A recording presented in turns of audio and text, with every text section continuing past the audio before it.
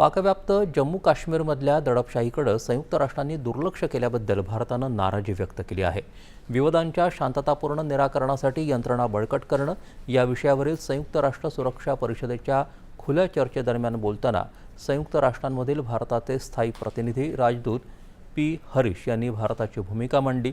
इतर देशांमधील अशाच प्रकारच्या घटनांवर संयुक्त राष्ट्रांकडून कठोर टीका केली जाते, मात्र पाकिस्तानमधील अशा दडपशाहीकडे मात्र अपेक्षित लक्ष दिलं जात नाही, याकडे त्यांनी लक्ष वेधलं.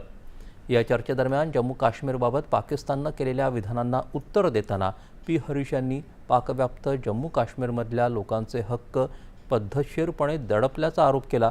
आंतरराष्ट्रीय समुदायासमोर दिशाभूल करणारा प्रचार करण्याऐवजी पाकिस्ताननं आपल्या अंतर्गत आव्हानांवर लक्ष केंद्रित केलं पाहिजे, असं ते म्हणाले. सुरक्षा परिषदेत पाकिस्ताननं पुन्हा एकदा काश्मीरचा मुद्दा उपस्थित केल्यानंतर भारतानं हे कठोर शब्दात प्रत्युत्तर